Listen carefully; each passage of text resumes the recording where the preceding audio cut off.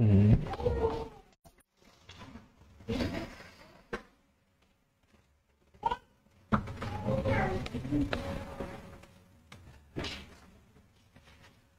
Bismillahirrahmanirrahim. Assalamualaikum warahmatullahi wabarakatuh. Alhamdulillah, alhamdulillahi wa bihi nasta'in ala umurud dunya waddin wa ala alihi wa ashabihi wa man tabi'ahum bi ihsanin ila yaumiddin, amma ba'd. Yaqulullahu ta'ala fi kitabil karim, ya ayyuhalladzina amanu taqullaha haqqa tuqatih wa la tamutunna illa wa antum muslimun. Allahumma salli wa sallim ala abdika wa rasulika nabiyina Muhammadin wa ala alihi wa ashabihi ajma'in. Jamaah kaum muslimin, ikhwati a'azadallahu ayyakum wa barakallahu fikum. Alhamdulillah, kembali di malam yang berbahagia ini, dan tentunya kita memuji Allah Subhanahu wa taala di kesempatan hari ini yang mana Allah mudahkan langkah kita untuk menghadiri salah satu majelis taklim yang dihadiri oleh para malaikat, yang akan Allah berikan kepadanya ketenangan dan Allah turunkan padanya rahmat, dan merupakan salah satu sarana termudah seorang mendapatkan salah satu jalan-jalan menuju surga Allah Subhanahu wa taala. Begitu dahsyatnya dan begitu besarnya pahala yang dihasilkan dari sebuah majelis ilmu, sehingga kita berupaya untuk selalu menghadirinya, semangat di dalam mendatanginya, karena mengharapkan dari janji Allah Subhanahu wa ta'ala. Terkhusus pada malam hari ini kita selalu akan membahas seputar hadis-hadis Nabi Sallallahu Alaihi Wasallam, bagaimana pengalaman hidup beliau yang mana merupakan acuan barometer standar hidup kita. Kita bisa menjadikan uswatun hasanah, suri tauladan terbaik kita di dalam menjalani semua kehidupan di dalam dunia ini, wa ba'dal mamat, setelah kematian. Jemaah, apa saja tips-tips dari Nabi Sallallahu Alaihi Wasallam yang bisa kita ambil pelajaran kali ini, yang mana kita sudah sampai di hadis nomor 60 jemaah. Di hadis nomor 60 ini jemaah, dari sahabat yang berbeda dari yang kemarin. Kita dari hadis ke-51, sahabatnya satu aja, yaitu Aisyah, sampai 60. Di 60 sahabatnya ganti lagi, ya, yaitu sahabat yang terkenal dengan julukan sebagai khadimin Nabi Sallallahu Alaihi Wasallam, pembantu setia Nabi Sallallahu Alaihi Wasallam. Kenapa beliau disebut pembantu? Karena beliau merupakan seorang sahabat yang selalu membantu Nabi selama 10 tahun dia. Selama 10 tahun beliau bersama Nabi. Bahkan dari beliau masih kecil sekali, segala kebutuhan Nabi Sallallahu Alaihi Wasallam beliau yang penuhi. Dan sampai ibunda beliau menitipkan seorang anak ini kepada Rasulullah Sallallahu Alaihi Wasallam. Dialah sahabat yang bernama Anas ibni Malik, sahabat Nabi yang setia membantu Nabi Shallallahu Alaihi Wasallam. Segala kebutuhan Nabi beliau akan memenuhinya. Sampai-sampai di dalam sebuah hadis Nabi Shallallahu Alaihi Wasallam, Anas bin Malik pernah diutus dan disuruh oleh Rasulullah Shallallahu Alaihi Wasallam dalam sebuah kebutuhan. Akhirnya beliau terlambat pulang ke rumah beliau, ke rumah mamanya. Ibunda beliau sudah menanti di rumah. Ibunda beliau bernama Ummu Sulaim, atau nama aslinya adalah Rumaisa. Sepulang Anas bin Malik, langsung ibunya bertanya, gelisah, khawatir, kemana aja? Kok lama kali main-mainnya, kan gitu. Nah, kecil ya. Udah sore paling dicari mama, kan gitu. Cari mama, ada dapat mana lagi ini. Tiba-tiba nongol deh pulang. Kau dari mana aja? Lama kali. Anas bin Malik pun sebenarnya ingin berbohong, tapi nggak ada faedahnya juga beliau berbohong.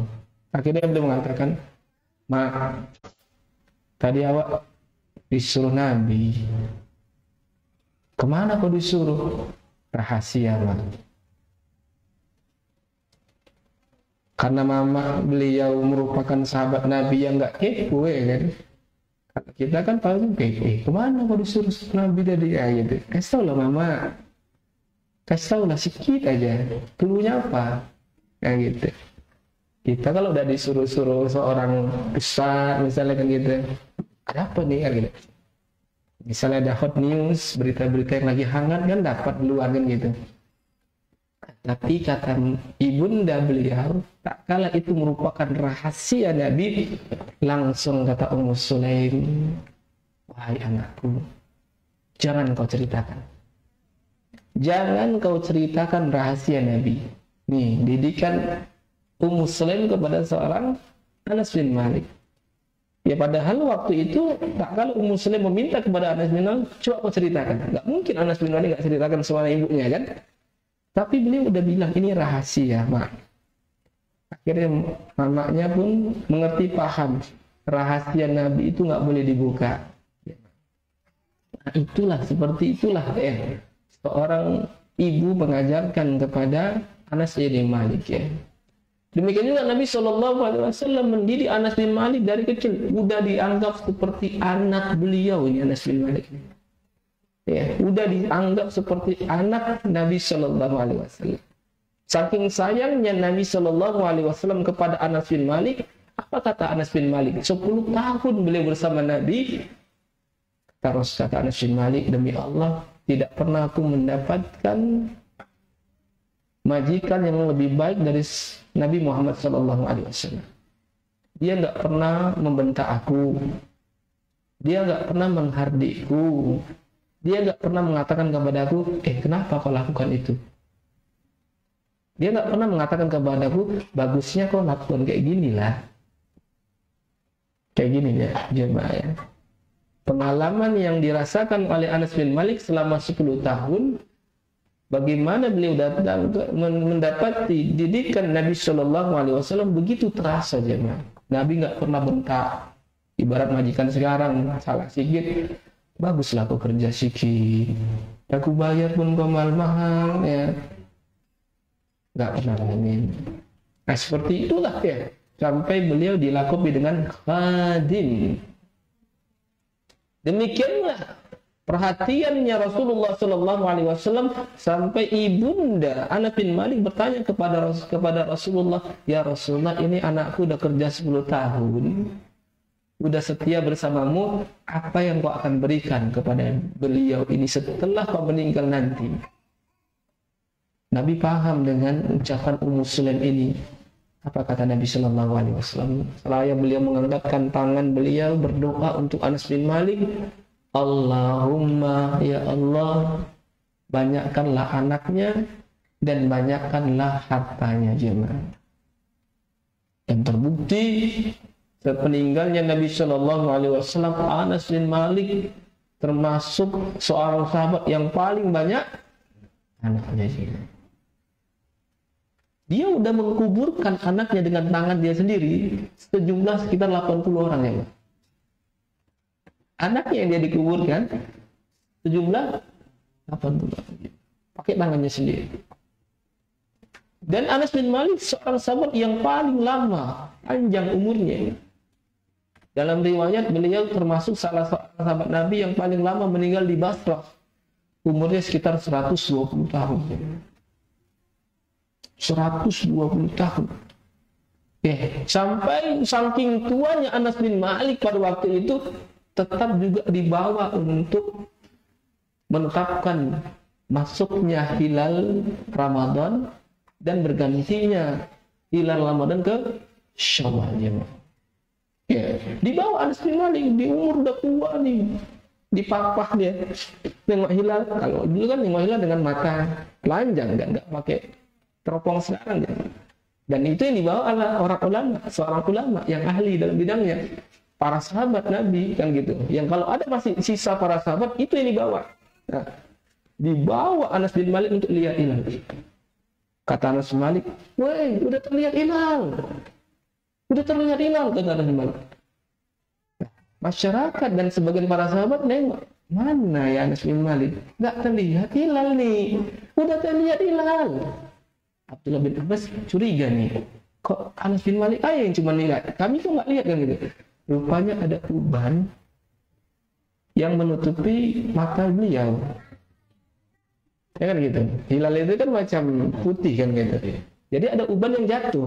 Ya, tengok Abdullah bin Abbas, akhirnya diangkat uban tadi. Kemana Anas bin Malik? Masih terlihat hilal? Oh enggak lagi, udah hilang hilalnya katanya. Masya Allah jemaah ya, saking tuanya kayak gitu jemaah ya. Ana rasa kalau orang-orang tua sekarang yang kalau ubannya panjang di sini rambutnya, jarang kali kita temui kayak gitu kan jemaah ya. Jarang sekali kita nampak orang tua yang hidupnya panjang.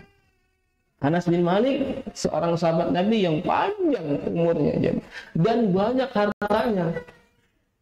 Gak pernah didapati dalam kisah kebunnya Anas bin Malik itu jemaah, kebun kurmanya, yang mana para sahabat lain itu berbuah setahun sekali. Anas bin Malik setahun 2 kali.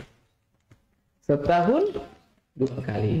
Ini keberkahan sebuah doa dari Rasulullah Sallallahu Alaihi Wasallam. Jadi ya, beliau dibilang khadim pun nggak apa-apa lah ya, pembantu pun nggak apa-apa, pembantu elit namanya, yang setia membantu Nabi Sallallahu Alaihi Wasallam. Dan ini sebuah kebanggaan ya bagi mereka, tak kala mereka bisa membantu Nabi Sallallahu Alaihi Wasallam.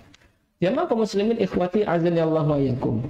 Apa yang bisa kita dengar faidah yang disampaikan oleh Anas bin Malik yang beliau dengar dari Nabi Sallallahu Alaihi Wasallam? Hadis pendek. Bahkan hadis ini juga masuk daftar hadis terpopuler. Ya. Bahkan Imam Nawawi menyebutkan hadis ini di dalam hadis Arba'in Nawawi, di hadis nomor 13 ya. Berarti kalau yang disebutkan Imam Nawawi di dalam hadis Arba'in Nawawi ini termasuk hadis yang populer ya. Hadis yang terkenal, sering dibaca orang. Ya. Nah, hadis ini merupakan syarat dan simbol kalau kita menjalin sebuah hubungan ya antara saudara kita, atau menjalin sebuah hubungan antara diri kita dan istri kita yang kita sayangi, atau sesama yang lainnya jemaah. Bangunlah hubungan seperti yang dinyatakan oleh Nabi Sallallahu Alaihi Wasallam. Apa itu? La yu'minu ahadukum.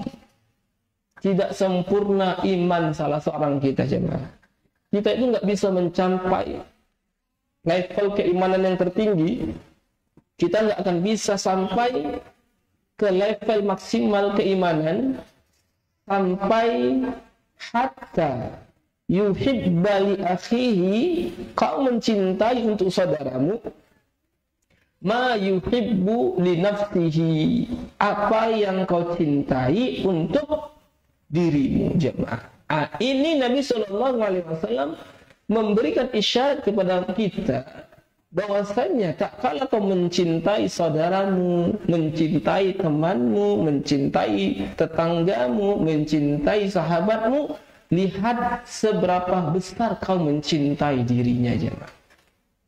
Apakah kita mengukur standar kecintaan tadi hanya berdasarkan dunia aja, atau kita mengukur kecintaan tadi ini dengan sesuai dengan apa yang telah diajarkan Nabi Shallallahu Alaihi Wasallam? Maka berikut ya apa yang telah kita bisa ambil faedah di dalam hadis ini yang telah diajarkan oleh para ulama kita, mengambil istimbat dari hadis Nabi Shallallahu Alaihi Wasallam. Hadis ini jemaah, ya, hadis ini banyak sekali mengandung faedah yang diantaranya yang telah disebutkan oleh para ulama. Yang pertama,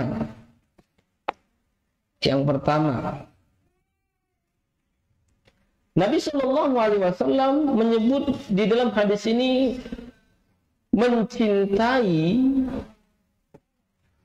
seseorang tadi ini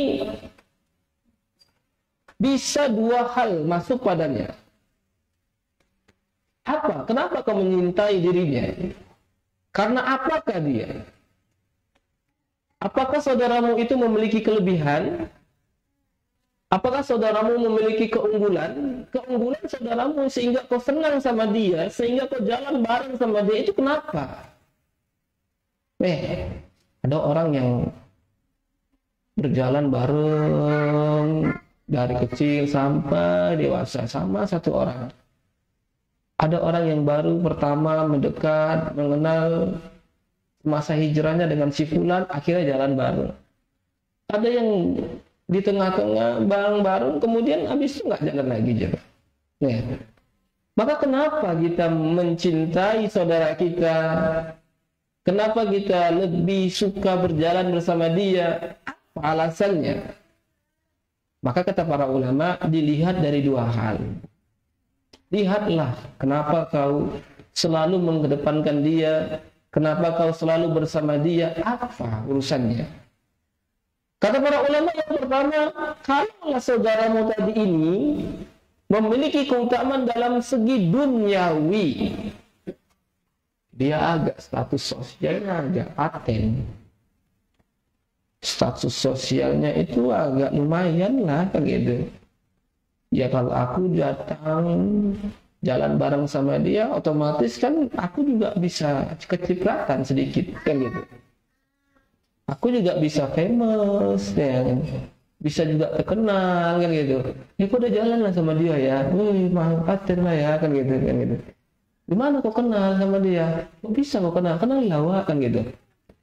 Kalau dalam masalah dunia kita dekat-dekat sama orang, ya, maka kata para ulama, nggak ada baiknya. Hal yang seperti ini tidak disyariatkan. Bahkan hal yang seperti ini Allah cela, jemaah. Hanya sekedar duniawi aja, karena masalah dunia, tendensi dunia, status sosial dan ini itu, la khaira fiha, nggak ada baiknya. Pertemanan seorang dibangun karena sosialita. Mama-mama gabung-gabung sama yang komunitas yang sosialita juga misalnya. Kenapa? Oh, masya Allah, followernya banyak gitu. Hal yang seperti ini nggak ada baiknya kata para ulama. Bahkan Allah cela di dalam Al-Quran. Allah cela di dalam Al-Quran. Kalau kita hanya memandang status dunianya aja. Layaknya Allah kasih permisalan cerita tentang Qarun. Qarun kurang kaya apa lagi jangan? Nggak ada yang bisa menandingi kekayaannya pada waktu itu. Sampai kekayaan harta pada waktu itu melimpah. Kuncinya aja harus dibawa oleh orang-orang yang kuat. Tapi orang-orang yang menganggap pada waktu itu terbagi dua. Ya kan? Orang-orang yang melihat kekayaan Qarun pada waktu itu terbagi dua. Ada yang sayang sama Qarun, ada yang berkeinginan menjadi teman Qarun dan mendapatkan apa yang didapatkan oleh Qarun. Enggak, ngapain lah kayak gitu. Makanya Allah ceritakan di dalam Al-Quran, kita buka firman Allah jemaah. Di dalam Quran surat Al-Qasas jemaah. Ini cerita ini di ayat-ayat terakhir nih ya. Cerita tentang Qarun, salah satu di antara umatnya Nabi Musa alaihissalam. Al-Qasas ayat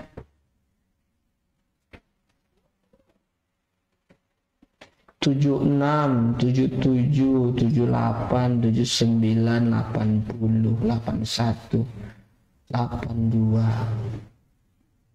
83 aja.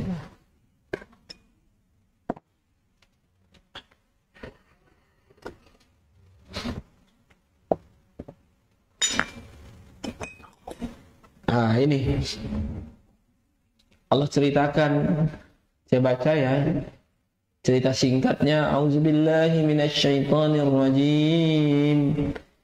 Inna Qarun kana min qaumi Musa fabagha alaihi wa atainahu minal kunuzi ma inna mafatihahu latanu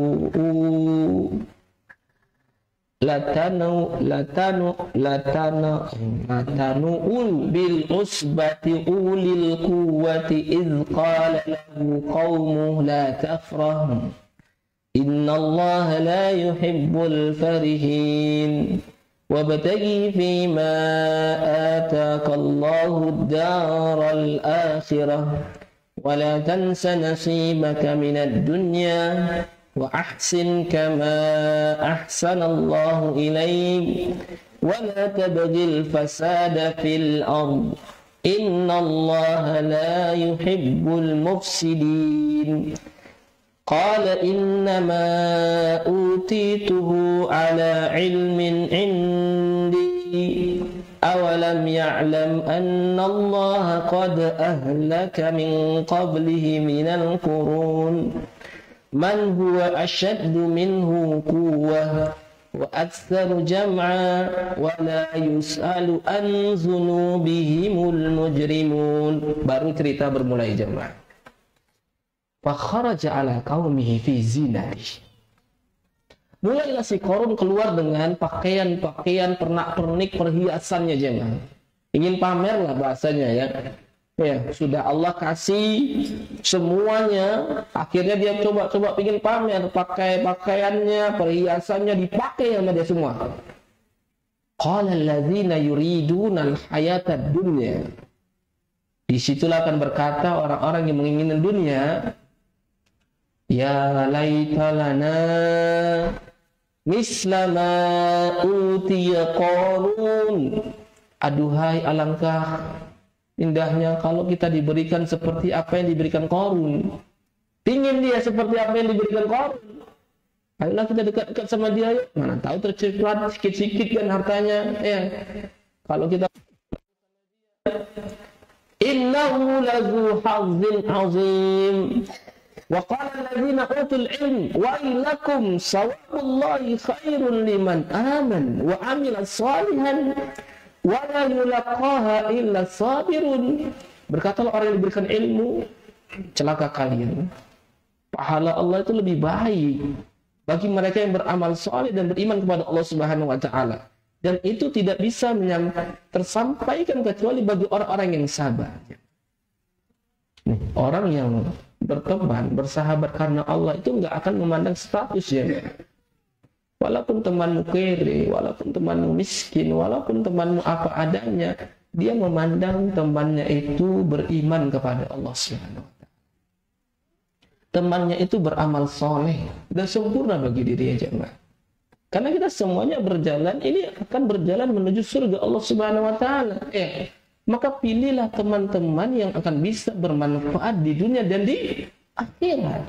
Kalau hanya sekadar di dunia aja yang kau ambil manfaatannya, tapi kalau di akhirat nggak akan bisa menolongmu untuk apa aja? Karena sesungguhnya pertemanan yang kita bangun, secinta-cinta apanya kata orang, ini kata orang ya. Orang ini udah macam konco pelangkin wel ini, kan temannya pelangkin pak, kedan gini, besti lah kan gitu. Ya, besti tau gak besti? Ya, best friend kan gini. Tapi tak kalau dia dapati nanti di akhirat jemaah. Apa kata Allah Subhanahu wa taala? Al-akhillau yawma idzin aduwwun illal muttaqin. persaudaraan, pertemanan, semuanya bermusuhan, jemaah. Besti-besti kali kita di dunia ini, jemaah. Saling begaduh nanti. Yang satu menyalahkan kayak gini, gara-gara aku masuk neraka nanti kan gitu. Itulah kan tahap aku jalan sama kau kan gitu. Berantem, begaduh, bermusuhan, jemaah. Siapa yang akan bermusuhan? Kecuali orang-orang yang bertakwa. Maka kalau kita berteman dengan orang yang baik, ya, bersaudara, merangkul teman kita tanpa kita melihat status dia, insya Allah ini akan menolong kita, jemaah. Ini akan membantu kita. Apa yang kita inginkan darinya itu tanpa ada embel-embel dunia. Ya, kenapa kau jalan sama dia? Kenapa? Nggak ada. Karena dia beriman sama Allah Subhanahu Wa Taala. Aku orangnya nggak sesempurna dia. Aku orangnya kayak gini. Mana tahu nanti aku di perjalanan ada yang bisa kasih nasihat sama aku. Ya, itu yang kita harapkan, jemaah. Nabi SAW mengatakan, la yusahib illa mu'min wa la ya'kul ta'amaka illa taqi. Janganlah kau bergaul, berteman kecuali dengan orang yang beriman. Kalau ada orang ingin gaul, ingin famous, ingin terkenal, ya, ingin dianggap orang, dah, gaulnya tak sama siapa aja dia. Sehingga terubahlah karakternya. Yang dulunya dia baik, yang dulunya kalem, ya. Sekarang arogan, kasar, mulutnya lantam, ya. Dulunya biasa aja dia, jemaah, ya. Masya Allah, karakternya baik. Tapi karena ingin gaul, ya, ingin banyak temannya, akhirnya berubah. Tapi tak kalau orang tadi, sedikit demi sedikit, kalau dia rusak dirinya, ya ternyata temannya duduknya itu baik, yang rusak-rusak dari dia sedikit diperbaiki, jemaah. Kenapa? Karena dia punya sahabat yang selalu mengajak kepada kebaikan, sahabat-sahabat yang akan mengajak kepada mengingatkan selalu, jemaah. Kalau kita sahabat kita semua bandit, siapa yang mengingatkan kita? Malah dia akan, mana weh, apa sholat, salam lawa ya, ngajin kali kok ya sekarang ya. Nyek-nyek kan dia sama dia kan. Nanti jangan lupa ya, aku salam lah sama Allah ya, kasih salam coba ya. Nah, kayak gitu ya Pak. Apakah kita bisa lagi duduk sama mereka kayak gitu? Orang tuh nggak sholat, kita sholat. Kadang kita mau izin sama mereka, untuk apa izin sama mereka kan gitu? Karena aneh kan gitu. Wah, izin dulu ya, sholat dulu ya. Orang tuh nggak kasih kau gaji, ya. BBM pun nggak naik gara-gara orang itu tetap stabil ya di 10.000 per palet sekarang, jemaah. Ya. Kadang kita nggak menempatkan posisi kita tuh, jemaah, kan kayak gitu. Antum duduk situ juga kan gitu, orang tuh dengan ketawa-ketawanya antum juga merasa terkewan, kata orang Jawa, ya kan? Ya seganan gitu, aduh beranjak kan nanti malah dia mengingatkan, nggak sholat nggak? Nanggung, bentar lagi lah, sedikit lagi, nanggung kita ceritain kan gitu. Udah komat tuh, sholat lah gua. Entah masih bisa itu, masuk sedikit lagi, masuk. Na'udzubillah jemaah ya. Na'udzubillah ya. Kalau antum masih berada di circle seperti ini dan komunitas seperti ini, jemaah, lambat laun ya. Nggak akan kuat pijakan antum. Sekuat apapun hijrah antum, jemaah ya, akan luntur juga. Ya, akan luntur juga. Maka jangan bermain-main dengan api. Ya. Jangan pula antum jadi pingin pembaruan yang katanya antum akan mewarnai. Kau bukan cat. Ya. Kau nggak akan bisa mewarnai mereka. Nanti kau yang diwarnai. Dah. Cukup aja kita tahu dengan kadar iman kita ini lemah. Dah. Kalau dalam masalah dunia, udah ngapain kali? Ya. Nggak ada yang harus kita banggakan dari dirinya. Lainnya tadi ini cerita dari ini. Apa kata Allah Subhanahu Wa Taala? Begitu bangganya mereka dengan Qarun. Fakhashafna bihi wa bidaril arda famakana lahu min fi'ati yansuruna min dunillah wa makana muntafirin. Ternyata kami tenggelamkan diri rumah-rumahnya ke dalam tanah. Famakana lahu min fi'atin. Pada detik itu juga tidak ada pun satu orang pun yang mau menolong dirinya, jemaah. Orang yang menginginkan seperti Qarun tadi, ya, ingin berteman dengan Qarun, ingin mendapatkan seperti apa yang didapatkan Qarun, Akhirnya jemaah, tidak ada yang bisa menolong aja.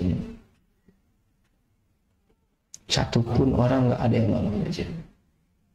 Kayak gitulah teman kita jemaah. Kayak gitulah teman yang kita miliki kalau dia jahat. Dalam keburukan selalu ada, dalam kebaikan nggak ada. Mati nanti kita sama dia, nggak ada yang nolongnya. Ya. Jangan dia bantu kita jemaah. Wah, masa kau pula yang masuk surga? Sama-sama lah kita masuk neraka. Nih, sama-sama lah gitu. Abu Thalib jemaah. Abu Thalib antum tahu ha? Dia punya bestie juga, Abu Jahal, Abdullah bin Abi Umayyah, senantiasa bareng sama Abu Thalib. Abu Thalib mau mati, Nabi Shallallahu Alaihi Wasallam mengatakan, ya ammi, wahai pamanku, ucapkan la ilaha illallah. Kawannya nggak mau kalah. Jangan. Kau benci dengan agama nenek moyangmu.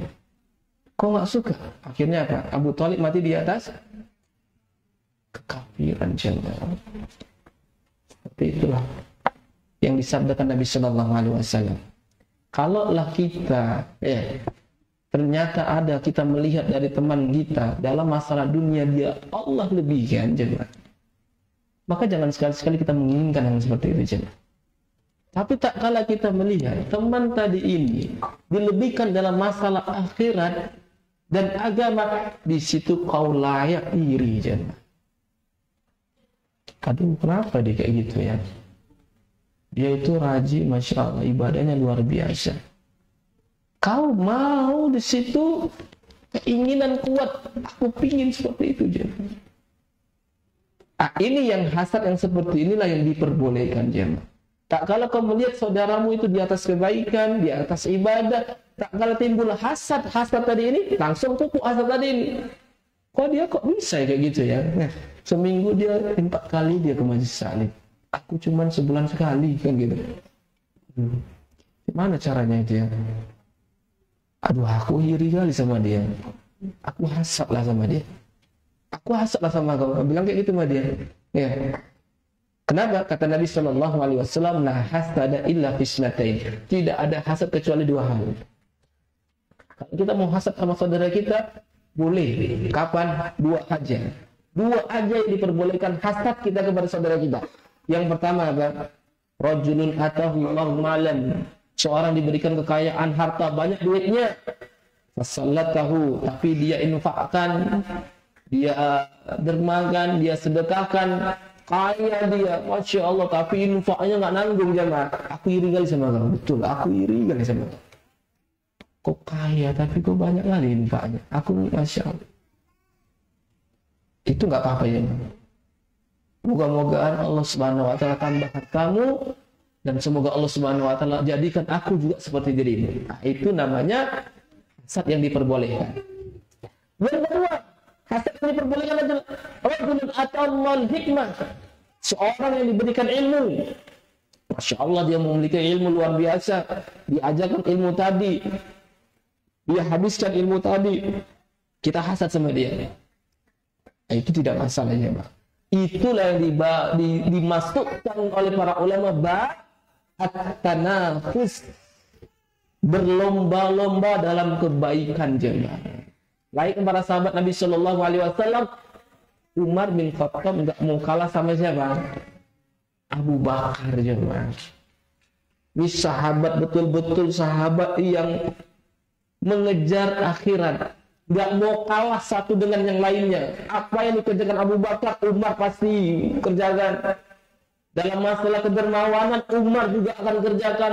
Dalam masalah jihad, Umar juga di depan. Gak ada. Akhirnya suatu saat Umar radhiyallahu anhu kalah, mengibarkan bendera putih. Ternyata memang Abu Bakar yang paling top. Tapi mereka tengok tuh, tanafus, saling mengejar dalam masalah akhirat. Dia bisa ini, aku pasti bisa. Ini. Bukan dalam masalah dunia. Dalam masalah akhiratnya nih. Akhirnya Abu Bakar sudah menyerahkan semua hartanya. Umar datang kepada Nabi bawa semua setengah hartanya. Ya. Apa kata Umar? Dengan bangganya dia mengatakan kepada Rasulullah, ya Rasulullah, kau tengok nih, hari ini aku akan ngalahkan Abu Bakar. Aku bawa setengah hartaku. Kalah nih Abu Bakar nih hari ini pokoknya. Nabi SAW dengan melihat semangatnya Umar langsung tersenyum. Ya. Baru aja Abu Bakar gak jauh dari ini, pulang dari ini, bawa harta satu, semua hartanya dibawa. Kau bawa setengah, dia bawa semuanya, gak ada yang ditinggalkannya. Apa? Kata Umar, hah? Abu Bakar baru datang bawa semua harta. Nah,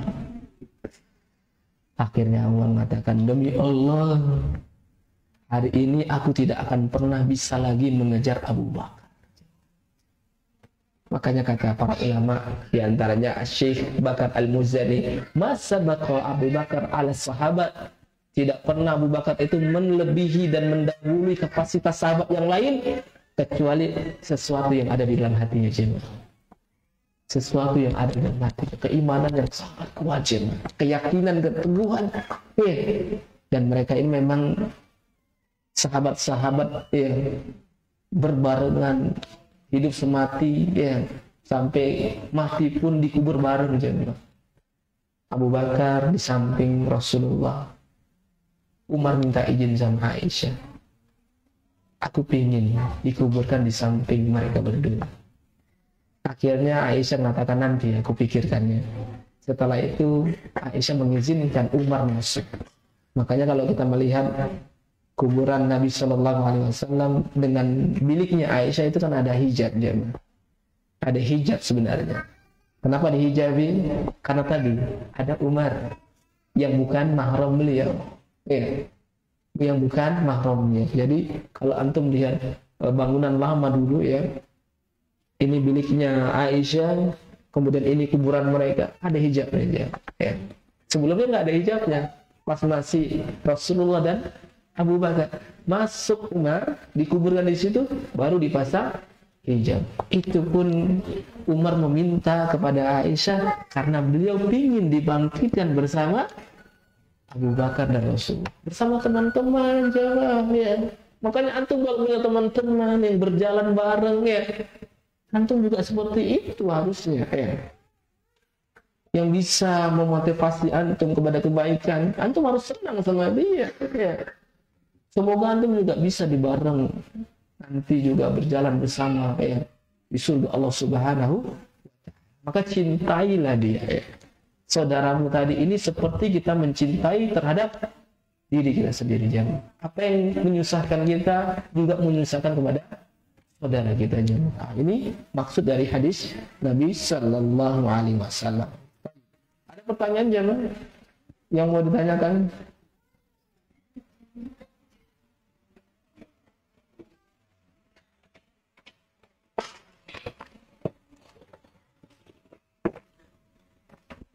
Baik, kalau tidak ada, kita tutup dengan doa kafaratul majlis.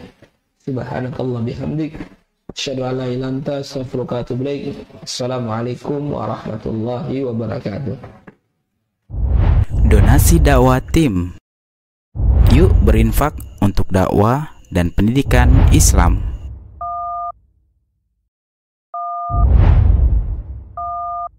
Barakallahu fikum.